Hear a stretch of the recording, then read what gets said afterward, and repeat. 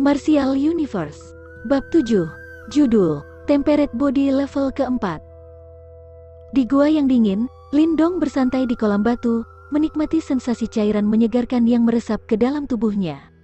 Ekspresi kenikmatan di wajahnya yang mungil. Di dalam kolam batu, jejak cairan berwarna merah muda berkumpul di tubuh Lindong saat perlahan-lahan meresap melalui pori-porinya, menyehatkan otot-ototnya yang sakit dan menguatkan tulangnya. Demikian juga, tubuh Lindong dengan lapar melahap cairan itu, seolah-olah itu adalah hantu kelaparan. Berdengung, saat Lindong berbaring dengan mata terpejam, tiba-tiba ia merasakan genangan air kolam dan rasa gatal mulai menyapu bagian bawah kulitnya. Nyeri gatal yang tiba-tiba ini menyebabkan Lindong panik. Dengan tergesa-gesa membuka matanya, dia melihat bahwa tubuhnya menumpahkan potongan-potongan kecil kulit. Saat melihat ini, kepanikan di wajahnya berubah menjadi sukacita. Penumpahan kulit, inilah yang terjadi ketika seseorang maju ke Temperate Body Level 4. Aku akhirnya mencapai langkah ini.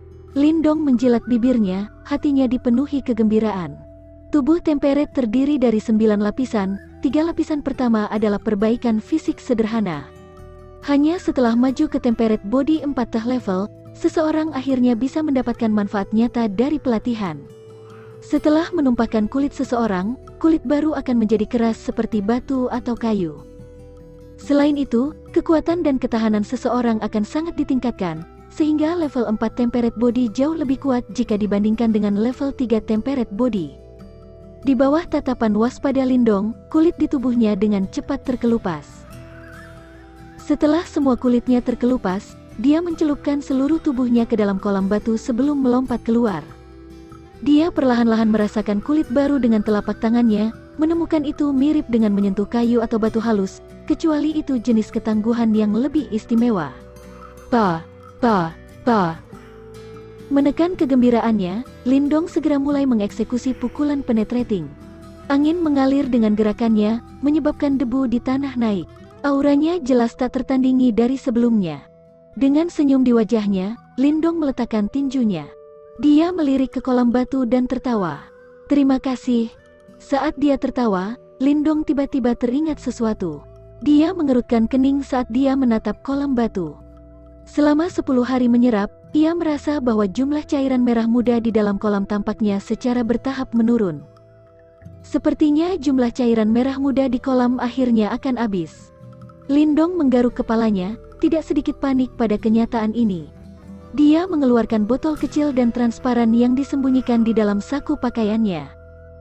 Setelah pemeriksaan lebih dekat dari botol, 2 tetes cairan merah terungkap terkandung di dalamnya. Setelah membawa jimat batu di tubuhnya untuk jangka waktu tertentu, Lindong berhasil mengungkap sedikit rahasia. Dia menyadari bahwa setiap 5 hari, celah kecil di jimat batu akan diisi dengan setetes cairan merah. Tetesan cairan merah ini tidak asing bagi Lindong, karena itu adalah cairan yang sama persis yang dia lihat di kolam batu ketika bersentuhan dengan darahnya. Namun, dibandingkan dengan cairan merah muda di kolam batu, setetes cairan merah ini jelas jauh lebih terkonsentrasi. Tampaknya kolam batu tidak bisa menahan cairan tanpa batas. Lindong merenung. Jika tidak, setelah bertahun-tahun kolam batu harus benar-benar jenuh dengan cairan merah itu.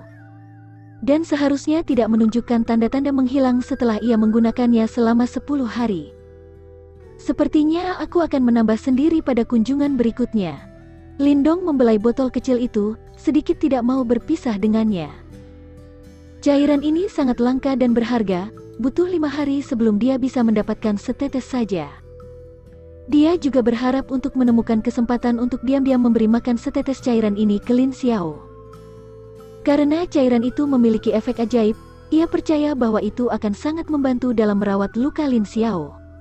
Lindong menghela nafas dengan lembut sambil menyimpan botol itu. Mengenakan pakaiannya, dia menyelinap keluar dari gua dan kembali ke tempat latihannya. Namun, sama seperti dia akan memulai lagi pelatihannya, sesosok tiba-tiba bergegas dari kejauhan sambil berteriak. Lindong, berita buruk.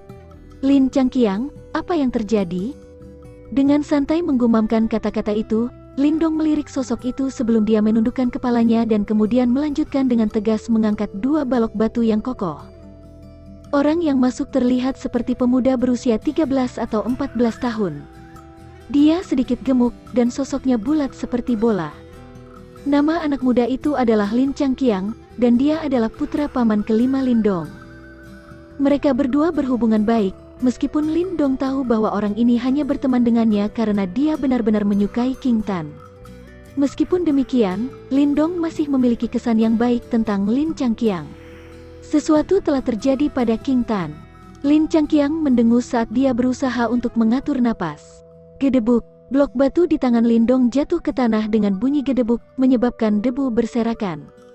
Dengan ekspresi tegas di wajahnya, dia bertanya, "Bagaimana?" Lindong sangat menyayangi adik perempuannya. Dia adalah seorang gadis yang sangat realistis dan meskipun dia masih muda, dia tidak menunjukkan keangkuhan yang biasanya dilihat oleh gadis-gadis di usianya. Dengan demikian, di dalam rumah mereka, bahkan ayah mereka yang biasanya keras tidak tahan untuk marah padanya. Karena itu, meskipun dia tidak memiliki hubungan darah dengan mereka, King Tan tidak diragukan lagi adalah putri dalam keluarga. "Has, itu pasti bajingan Lin San." Lin Changqiang bersumpah. Hari ini, King Tan menemukan batang rumput ciang di hutan belakang gunung. Namun, dia ditemukan oleh Lin San dan gengnya, dan sekarang mereka menolak untuk membiarkan King Tan pergi. Lin San lagi, setelah mendengar berita ini, kemarahan mengamuk di mata Lindong. Dia tahu bahwa King Tan telah pergi ke hutan untuk menemukan beberapa ramuan untuk membantu pelatihannya. Di masa lalu, dia pernah melakukannya sebelumnya. Namun, setelah insiden sebelumnya di mana dia hampir melukai dirinya sendiri saat bertualang untuk mencari ramuan, ayah mereka telah melarangnya melakukannya lagi. Meskipun demikian, setelah periode damai tanpa insiden, dia sekarang menyelinap keluar lagi. "Bawa aku ke sana," perintah Lindong sambil membersihkan debu di telapak tangannya. Hanya kamu sendiri? Mengapa tidak membawa serta paman ketiga?" Melihat bahwa Lindong ingin pergi sendiri, Lin Changqiang dengan cepat mencoba menghentikannya. Dia tahu bahwa Lindong telah dipukuli sampai pingsan oleh Lin San sebelumnya. Oleh karena itu, dia takut kali ini akan menjadi pukulan berulang Lindong. Meskipun dia tidak menyukai Lin San, dia harus mengakui bahwa dia adalah orang yang tangguh. "Berhenti melamun. Jika kita terlambat, King Tan pasti akan diganggu dan aku akan memastikan kamu tidak pernah bermain dengannya lagi." Lindong mengerutkan kening. Paman ketiga yang disebutkan oleh Lin Changqiang adalah ayahnya, Lin Xiao. Namun, seorang dewasa yang ikut campur tangan dalam masalah-masalah generasi muda, tidak akan menghasilkan balas dendam yang keras dan ini tidak cukup untuk memuaskan kemarahan di hati Lindong. "Baiklah, kamu menang. Ikuti aku." Kemudian, ketika Lin San menyerang, izinkan aku membantu memblokir beberapa pukulan. "Bagaimanapun, aku berada di temperate body 3 level sehingga aku pasti bisa menerima pukulan." Lin Changqiang menggaruk kepalanya, sedikit terkejut oleh ancaman Lindong. Dia kemudian melanjutkan untuk memimpin Lindong ke saudara perempuannya. Saat dia menyaksikan tubuh bulat Lin Changqiang, Lindong tanpa sadar mengeluarkan tawa. Namun, pada saat berikutnya, ekspresi wajahnya berubah lebih gelap. Sambil menggigit bibirnya, dia bersumpah, "Lin San, kali ini aku akan mengalahkanmu seperti anjing."